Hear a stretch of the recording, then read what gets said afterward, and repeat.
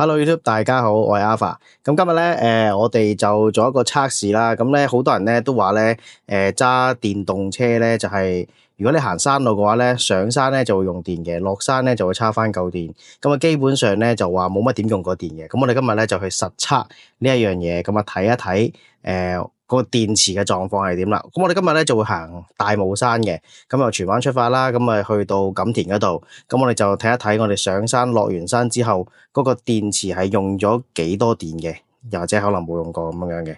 好啦，事不宜遲，我哋即刻出發 ，Let's go。Banana domo jiggle jiggle, big falls, kata verlo biggle biggle, nundo, bitumawan at dribble dribble, kono, lungos e mi fiat, kalata verlo piag. 咁而家咧架車咧就顯示咧係35%電嘅。嗱，咁我而家更新一次啦，而家咧就我哋已經喺呢個大帽山嘅山腳嗰度噶啦，咁啊準備上山。咁而家暫時嘅車嘅電量顯示咧係34%電嘅。咁我哋就試一試由呢一度去到錦田嗰度睇下咧，佢會唔會都係 keep 住34咧？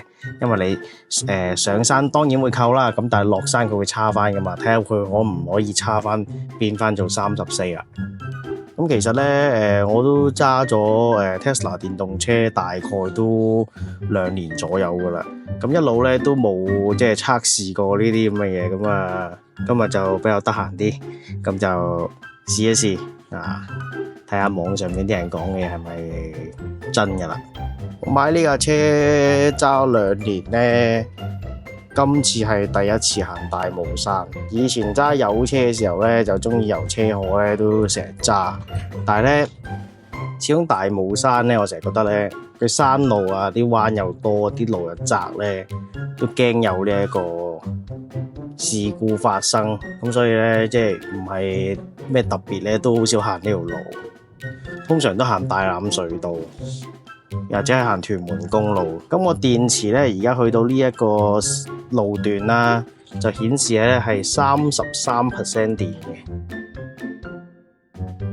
咁我哋而家就照正常咁揸啦，就唔好話特別谷架車咁樣嘅。因為你大腳咁樣踩落個油門度咧，啲電咧都會用得多啲。咁我哋而家就正常揸。而家一路咧都係嗰啲上山路段嚟嘅，咁所以咧個電池咧係一路消耗緊嘅。呢啲彎位咧好鬼驚咧，如果有人飛車咧，佢如果扭嗰個角度扭得唔好，衝嗰度對面線咧，咁啊冚埋嚟。所以我真係唔係咁中意揸呢啲山路。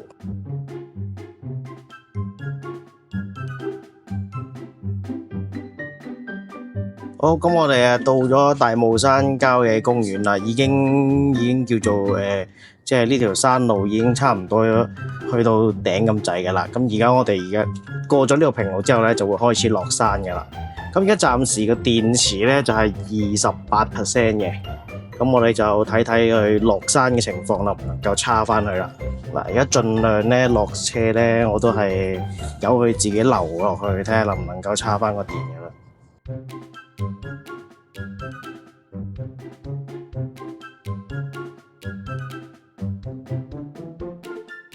嗱，個電池咧已經係變翻到29% 啦。佢因為一路落車嘅時候咧，佢其實呢度一路已經係叉緊電噶啦，已經變翻做29啦。係啦，咁但係咧佢呢個動力回收咧已經係減弱咗嘅，因為 Tesla 咧佢可能動力回收嗰嚿嘢咧就唔可以話過熱啊，所以你見佢呢度已經變咗虛線噶啦。咁虛線嘅情況下咧，就係佢嗰個回收力咧就會減弱，咁變咗你叉翻嚿電嗰個都會叉得慢咗嘅。咁啊電池咧已經係變翻做30噶啦，頭先最初係去到28嘅，咁而家已經叉翻2% 噶啦，變翻做30啦。睇下能唔能夠落埋呢段斜路，叉多4%變翻做34啦。而家係冇俾個油啊，盡量都係俾架車流嘅啫。咁啊呢度就係解放軍嗰個軍事基地啦。咁平時咧會有啲哨兵拎住啲槍，而家又話啲拎住啲槍企喺門口嘅。嗱，最新電池而家已經變翻做31%啦，但係已經到尾段噶啦，應該差唔翻34啦。嗱，好，咁我哋咧就由咁而家咧就係變翻做31% 啦。咁動力回收呢度咧已經變咗做虛線嘅，即係佢已經減弱咗嗰個動力回收嘅。咁咧就網上邊話咧上山紅綠燈1% 都唔使用咧，有少少水分啦。咁但係啲實測咧就係話呢一個會唔會扣電啦？咁我哋 check 過啦，佢係會即係就算點樣上山落山咧，依然咧都會俾一少少電出去嘅。咁我哋上山咧就係34% 嘅，最低電量嘅時候咧就去到28。咁落完山行完成程啦，架車就變翻做31% 嘅，咁咧就大概咧用咗3% 嘅電咧，就由荃灣咧就嚟到錦田嘅行呢個大帽山。咁我哋今日嚟到呢度，當然就唔係淨係為測試啦，我哋係嚟呢度洗車嘅。咁啊就呢一間洗車屋啦。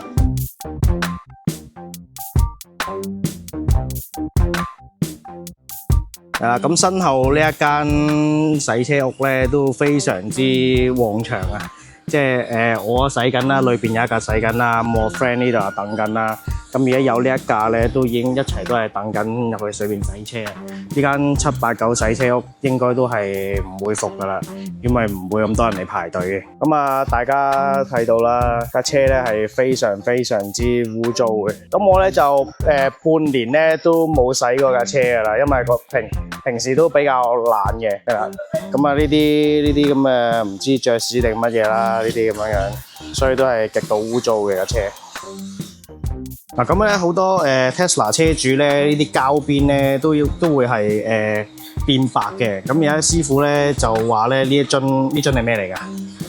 呢個係個塑料件鍍精。哦，塑料件嘅係鍍精啦，咁啊修復翻佢嗰啲白邊嘅。咁呢邊咧整到黑啦，咁我俾大家睇下咧未整嗰邊係點嘅先。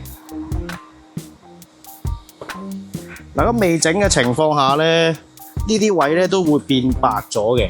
唔知點解用得耐咧，佢就會無啦啦自己白咗。咁而家師傅咧就用呢個油鍍翻個膜，咁效果咧都非常之好嘅。即刻變翻黑晒啦，係咯，非常之好嘅效果，50蚊嘅呢樽嘢係。咁我同我 friend 夾份啊，每人25蚊啊，非常之抵啊！即係香港而家百零蚊人手洗車係真係邊度揾啊？真係好難先揾到啊！咁呢度咧佢計我哋係中車嘅就120蚊，咁我哋加吸塵咧就係加20蚊雞嘅。總共係140蚊，咁啊整埋個邊咧，咁就嗰度50蚊啦，除二就25蚊嘅。如果你哋唔整咧，其實咧就140蚊咧已經係有吸塵同埋洗車噶啦。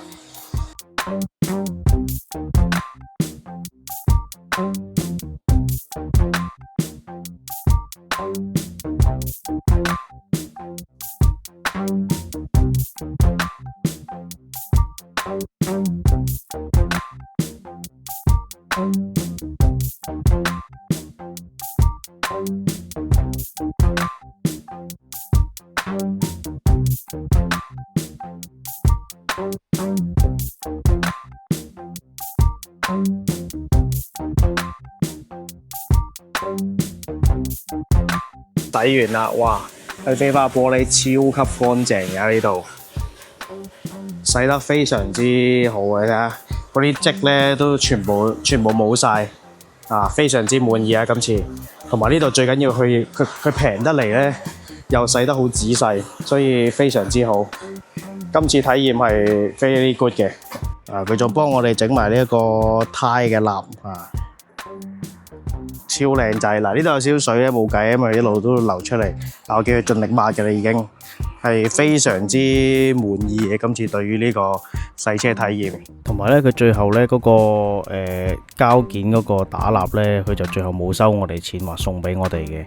話呢間789洗車屋真係值得嚟，性價比非常之高，同埋真係好專業，真係勁推薦啊！嗱，嚟身咧我係冇收任何廣告費，我純粹係真係自己嚟試嘅啫，係我 friend 同我講話洗得唔錯，我特登揸入嚟試嘅。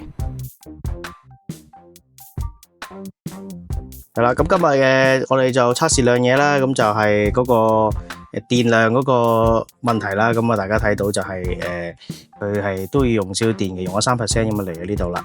咁另外洗車體驗係非常之滿意嘅，佢係140蚊嘅啫，140蚊幫你吸塵洗得勁精細，所有嘢都做得非常之好，物超所值。個人覺得真係可以嚟幫襯。中意我呢條片嘅朋友咧，就記得 like and subscribe。我哋下條片再見，拜拜。